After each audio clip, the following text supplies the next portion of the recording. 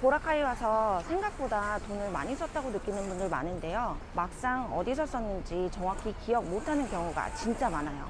그런데 이거 단순히 물가가 비싸서 그런 게 아니라 돈이 새는 구조를 모르고 계속 쓰기 때문이에요. 같은 일정으로 여행 와도 누구는 돈을 더 쓰고 돌아가고 누구는 비슷하게 즐기면서도 훨씬 덜 쓰고 돌아가요. 대부분 이 차이가 어디서 생기는지 모르는데 딱 5군데에서 결정돼요. 지금부터 그 5가지를 순서대로 정리해 드릴게요. 이 영상 끝까지 보시면 돈 새는 곳 막을 수 있어요.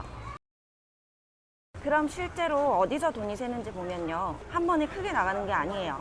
작은 금액이 계속 반복되면서 하루 단위로 쌓이는 구조예요. 이동 한 번 하고 나면 금액은 별거 아닌데 이게 하루에 여러 번 반복되면 달라져요. 여기서 대부분 큰돈 안 썼다고 착각하는데 이미 여러 군데에서 지출이 계속 쌓이고 있어요. 그런데 이게 하루 단위로 보면 체감이 안 되다가 여행 끝날 때 보면 금액 차이가 확 벌어져요. 여기서 계획했던 예산이 무너지기 시작하고 결국 처음보다 더 쓰게 되는 흐름으로 가요. 그래서 중요한 건 무조건 아끼는 게 아니라 어디서 돈이 새는지 구조를 알고 쓰는 게 핵심이에요. 근데 이건 그냥 느낌이 아니라 실제로 정해진 포인트가 있고 이 5군데에서 대부분 지출 차이가 발생해요. 보라카이에서 돈 세기 시작하는 첫 번째 포인트가 어디냐면 대부분 트라이시클 이동에서부터 시작돼요. 한 번 탈 때 금액 자체는 크게 느껴지지 않는데 반복되면서 계속 지출이 쌓이게 돼요. 근데 실제로는 걸어도 되는 거리인데도 거리감이 없어서 계속 타는 경우가 많아요. 여기서부터 이동이 습관처럼 붙기 시작하면서 이동할 때마다 생각 없이 타다 보면 돈이 계속 나가요. 이게 하루에 2~3번만 반복돼도 금방 금액이 커지고 여행 끝나면 이동비가 생각보다 많이 나와요. 그런데 동선까지 꼬이기 시작하면 이동이 더 늘어나면서 불필요한 지출이 계속 추가로 생기는 구조예요.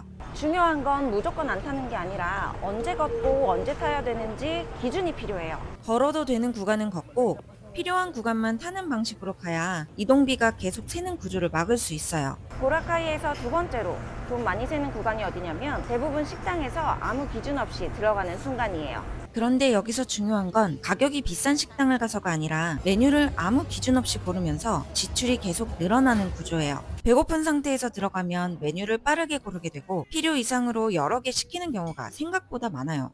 여행 왔으니까 맥주나 음료가 빠질 수는 없지만 이걸 예산에서 생각하지 않았다면 계속 반복되면서 금액이 커질 수밖에 없어요. 주문할 메뉴들을 미리 생각 안 하고 갔다면 결국 추천 메뉴나 인기 메뉴 위주로 추가 주문하게 되는 흐름으로 가요. 여기서 대부분 할인 카드를 놓치고 지나가면서 같은 식당에서도 결제 금액 차이가 계속 생겨요. 무조건 싸게 먹는 게 아니라 들어가기 전에 메뉴 구성을 미리 정하고 가면 훨씬 좋아요. 같은 식당이라도 어떻게 주문하느냐에 따라 금액 차이가 나기 때문에 이 부분만 바꿔도 전체 식비가 꽤 크게 줄어들어요. 보라카이에서 돈 제일 많이 새는 구간이 환전이랑 결제 방식이에요. 여기서 트래블 카드로 소액씩 계속 출금하면 한 번에 250페소씩 수수료가 계속 나가요. 250페소면 생각보다 금액이 크거든요. 여기서 본인 카드가 해외 결제 수수료 없다고 그냥 쓰는 경우가 많은데 이중 환전 구조라 실제로는 환차로 손해보는 경우가 많아요. 한 번에 많이 바꾸는 것도 편하긴 한데 페소 남으면 한국에서 다시 바꿀 때 손해보는 구조예요. 그래서 저는 하루 쓸 만큼만 조금씩 바꾸는 방식이 전체적으로 보면 훨씬 덜 손해본다고 생각해요. 그리고 동전 계속 쌓이면 결국 못 쓰고 남는 경우가 많아서 중간중간 먼저 써주는 게 실제로 중요해요. 얼마를 환전할지가 아니라 현금으로 쓸지 카드로 쓸지 미리 정해놓고 쓰는 거고요. 저는 현금 기준으로 쓰시는 걸 추천드려요. 이 기준 없이 쓰면 계속 새는 구조고 이거 하나만 정리해도 전체 지출 차이가 꽤 커져요. 보라카이에서 네 번째로 돈이 새는 구간이 어디냐면 중간에 쉬면서 쓰는 음료나 간식 같은 소비예요. 아끼려고 줄이는 소비가 아니라 자연스럽게 쓰는 돈인데 문제는 이게 생각보다 자주 반복된다는 데 있어요. 여기 날씨가 덥다 보니까 물이나 음료를 계속 사 마시게 되고 하루에 여러 번 반복되면서 금액이 계속 쌓여요. 중간에 쉬면서 맥주 한 잔, 음료 하나 이렇게 붓기 시작하는데 이게 하루 기준으로 보면 꽤 금액이 커지는 구조예요. 여기서 대부분 여행 분위기 때문에 하나씩 더 추가하게 되고 계획에 없던 소비가 자연스럽게 계속 이어지는 흐름으로 가요. 이게 하루에 한두 번이 아니라 일정 내내 반복되다 보니까 여행 끝나면 체감보다 훨씬 많은 금액을 소비했을 거예요. 이걸 무조건 줄이라고 하는 게 아니라 여행에서 여기에 예산을 얼마나 쓸 건지 미리 기준을 정해놓는 게 좋아요. 계획 없이 계속 쓰는 구조만 막아도 전체 소비 흐름이 정리되면서 불필요하게 쌓이는 지출을 충분히 줄일 수 있어요. 보라카이에서 마지막으로 돈 세는 포인트는 대부분 숙소 위치 선택에서부터 이미 시작되는 경우가 많아요. 근데 숙소 위치가 화이트 비치에서 조금 벗어나게 되면 이동할 때마다 트라이시클을 타야 되는 상황이 생겨요. 여기서 한 번 이동은 얼마 안 하는 것처럼 느껴지는데 이게 하루에 여러 번 반복되면서 계속 비용이 쌓여요. 특히 저녁이나 밤에는 걷기 부담돼서 더 많이 타게 되고 이동 횟수가 늘어나면서 지출이 자연스럽게 증가해요.